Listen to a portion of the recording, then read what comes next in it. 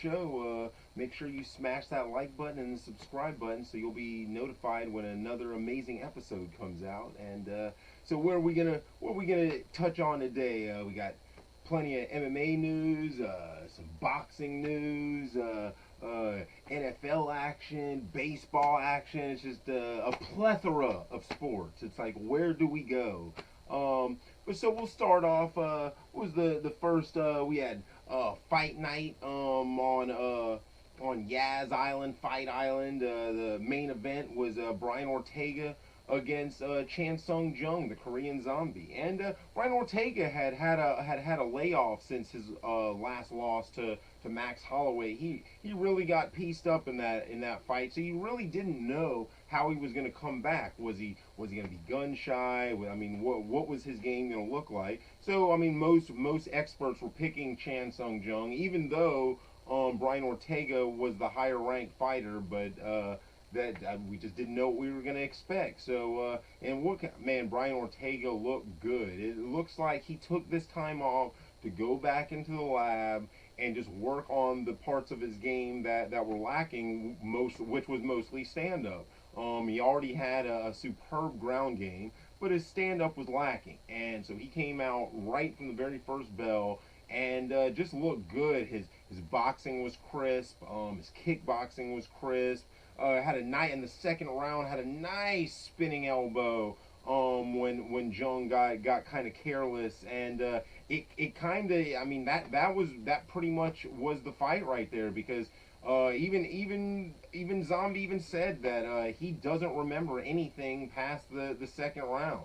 So that elbow really rocked him, and it just, he never was able to implement the game, like that pressure that he's normally able to do so well. And yeah, Brian Ortega looked good. And the way they were talking, it looks like he's going to be next in line for Alexander Volkanovski.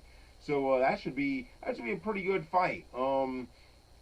Volkanovski's got good wrestling, but is he really going to? I mean, he's not going to want to take Brian Ortega down. And I mean that after seeing that stand up, I mean, I don't even know. That should be a pretty good back and forth affair. So definitely glad to see how that fight goes. See, the co-main event was Caitlin Chikagian against Jessica Andrade at flyweight. Andrade was moving up. She'd been at what was it? Yeah, she was a flyweight. Yeah, because she had challenged for the title at the what was it? She started out at bantamweight, then moved down to strawweight. That's what it was, strawweight, and now she's moved back up to flyweight and looked pretty good, and ended the fight with a vicious body punch. That was a nice shot, just crumpled Chikagian, and there was nothing else you could really do. She could do after that. She just covered up, and that was the end of the fight. Andrade always looks like a miniature Vanderlei Silva. Is she really going to be able to do anything with Shevchenko? I mean, because that's who the champ is. So I mean, if she's changing weight classes, I assume that's because she doesn't feel like she can beat Weili Zhang. But I mean, if she can't beat Weili Zhang, then she definitely isn't gonna beat Shevchenko. So I mean, we'll see where it goes from here. But I mean, look good in her first fight at that weight class. So let's see the pre-fight breakdown for UFC 254, Khabib versus Justin Gaethje, and this might be the guy who's really gonna push Khabib now. I mean, can I pick against Khabib? No. I mean, he's hardly lost a second of any fight he's been involved with. His style is just, he completely mauls, and as his game has evolved, now he's added actual submissions into it, because for the longest time, at the beginning, it was a lot of control. He would take guys down, he would control them, Yeah, I mean, he was compared to a wet blanket pretty often, but now that he's added submissions, and I mean, he's even, I mean, you saw how he dropped McGregor. I mean, it was he's got some power, and he makes guys concentrate so much on the takedowns that they don't even think about the shot, so he's able to land some pretty nice ones. So.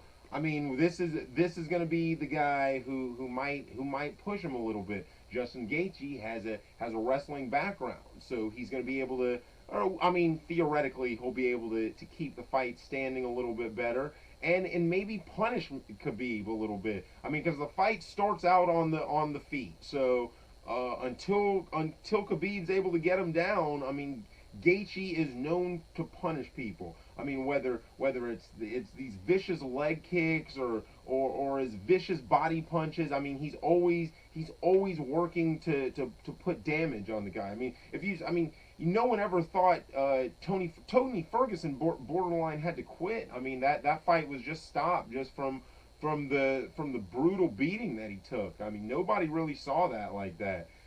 Going down like that. I mean, most people were picking Ferguson, but Gaethje just looked good, and so this is going to be the first test. I mean, not the first test, but maybe the biggest test for Khabib, and so we're going to see. I mean, I've got to pick Khabib, but I mean this. I would not be shocked if Gaethje was able to come out early and land some of those calf kicks, land some of the higher leg kicks. Like, I mean, it's if he's able to do damage to Khabib, how's Khabib going to react to that? Because we really haven't seen him get hurt. I mean, we've seen guys land shots on him that really don't do anything. And I mean, he's tough, but once somebody starts breaking your legs down, I mean, you can't really. That's different than taking like headshots and stuff. I mean, there's only so much that you. I mean, you can't. His game completely. I mean,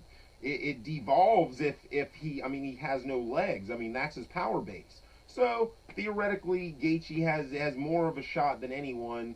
So we'll see how this all plays out.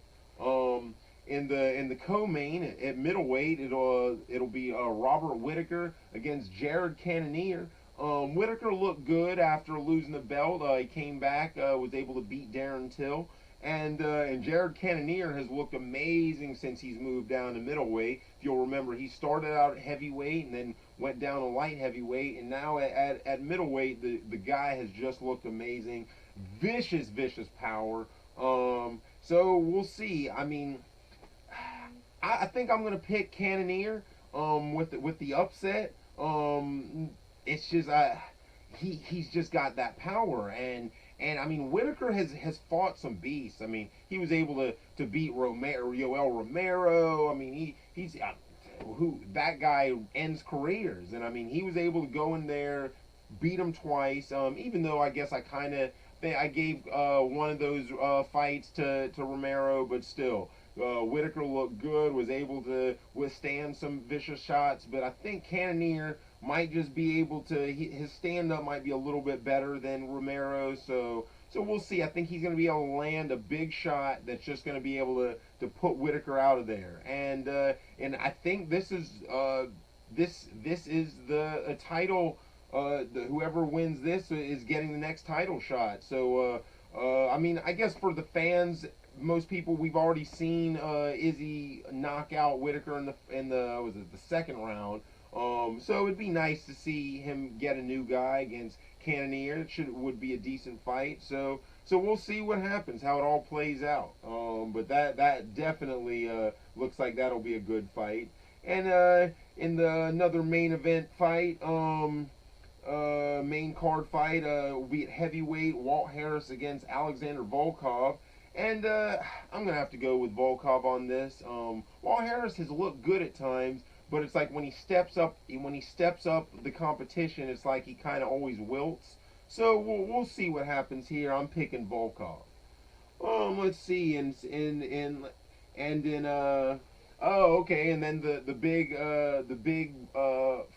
boxing fight of the weekend was Vasily Lomachenko against Teofimo Lopez, and I mean, Lomachenko came into the. I mean, I picked Lomachenko coming into this. I mean, he had all the. I mean, all the experts were picking him as the pound for pound best fighter in the world, and I mean I said that I thought that if he lost, he would lose by knockout. That Lopez had the power to knock him out, and Lomachenko likes to stay right in the pocket. So that I mean he likes to test danger, so that would be where he could be hurt. But no, it didn't really play out like that. Lopez was able to get a unanimous decision, and I mean, gotta say, I mean, after the fight comes out that Lomachenko was hurt, that he'd already had a injured shoulder in training camp, and then injured it more into the second round.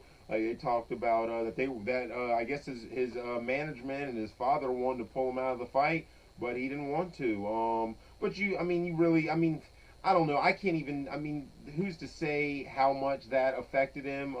Because in the rounds I mean, in the middle rounds, he looked good. It just like he was so hesitant to start, and once he got started, it was like a boulder coming down a hill. And I mean, he was looking good, but that 12th round that really proved a lot with Lopez. Because I mean, it was any. I mean, it was like Lomachenko. I mean, after seeing the scorecards, I mean, I guess that 12th round didn't mean as much, but in real time, it seemed like that was the round that was really going to matter. And because Lomachenko just had a lot of momentum going into that round, but Lopez was able to pull that round out and look good in doing it. So I mean, this is looks like the new age of boxing is upon us, and the star is Teofimo Lopez. So look forward to seeing a lot more for him. I don't know how much longer he's going to be able to make the lightweight weight class. He's only 23, and I mean he's a big lightweight, a big lightweight. So I could easily see him making his way up to welterweight. I mean, definitely junior welterweight, but even welterweight. So we'll see. They're calling him the next Roy Jones. So it's definitely look forward to seeing him fight again. In Lomachenko, we'll see. I mean, we'll see. The his last shoulder surgery kept him out for some time. So we'll see. Maybe this was the end. I mean, because he's 33 at these lower weight classes. I mean, guys age a lot faster. So this might have been the last we saw of him at these highest level of fights. I mean, he could go back down to 130 and fight some of the guys that we don't necessarily like, the lesser names, and but this might have been the last really top big fight that everyone wanted to see. So let's see in NFL action. Let's see. The Bears were able to beat the Panthers to move their record up to 5-1. Nick Foles has been looking all right. Definitely better than Mitch Trubisky was looking. Let's see. The Lions beat up on the Jaguars. The Jaguars have been looking horrible this year. I mean, it looks like they're in the Trevor Lawrence sweepstakes. Like that seems like the only thing they're trying to win, because they're certainly not trying to win games. The Titans, Ryan Tannehill looked good, and bringing them back. I mean, you just think of them mostly as a Derrick Henry led team, and I mean he had 212 rushing yards, but Ryan Tannehill had to bring them back, and so was able to bring them back, and they won it in overtime over the Texans. We got the Colts over the Bengals, 31-27. Philip Rivers has been looking pretty good. Got the Falcons over the Vikings, 40-23. The Falcons finally get a win. There's talk of them just blowing up the whole team and trading Matt Ryan and Julio Jones. So we'll see where that goes. The Broncos were able to beat the Patriots 18-12 in a very low-scoring affair. Cam Newton did not look good, and the Patriots find themselves under 500 for the first time since '02. Is Bill Belichick going to be able to pull this out? We're going to see. That'd been the biggest news this year was who was going to do better, whether it was going to be Tom Brady and the Bucks, or if it's going to be Bill Belichick and the Pats. So far, it's been Tom Brady. We got the Giants were able to pull out their first win of the season over the Washington football team, 20-19. We got the Ravens were able to get a nice win over the Eagles, 30-28. The Steelers were able to stay undefeated with a 38-7 win. The Dolphins were able to keep the Jets winless with 24-0. The Bucks were able to get a nice win over the Packers, 38-10, giving Aaron Rodgers his first loss of the season and bringing the Bucks to 4-2. Tom Brady looked decent. Didn't look like a Super Bowl winner or anything, but definitely looked decent. It was their defense that was able to pull it out in that one. And then we got the 49ers were able to beat the Rams 24-16. We got the Chiefs over the Bills to give the Bills are on a 2 after starting off 4-0. They are now on a 2-game losing streak. So the Chiefs kind of showed they're still the Chiefs, and then the Cardinals were able to blow out the Cowboys 38-10, dropping the Cowboys down to 2-4. So I mean that's right. As it stands right now, we got the Bills at the top of the AFC East, the Steelers at the top of the AFC North, the Titans at the top of the AFC South, the Chiefs at the top of the AFC West, the Cowboys surprisingly at 2-4. Since that division is just so bad, they're still able to be the top of that division with a 2-4 record. There's only 5 wins out of all the 4 teams combined in that division, so just horrible. The Bears are able to be top of the NFC North. The Bucks are on top of the NFC South, and the Seahawks are on top of the NFC West. So to bring us baseball action, the World Series just started, and Game 1, the Dodgers look good. They were able to beat the Tampa Bay Rays 8-3. Clayton Kershaw looked pretty good. He's had a lot of issues when it comes to playoffs, but he was able to look good. And then of course Mookie Betts looked pretty good, and Cody Bellinger. So we'll see where this goes. If the Dodgers, I mean, they've got an all-star team. If they're able to pull this season out, or if there's destiny for the Tampa Bay Rays. I mean, we've already got a Tampa Bay Lightning Stanley Cup win. So are the Rays going to be able to win the World Series? And I mean, look at the Buccaneers.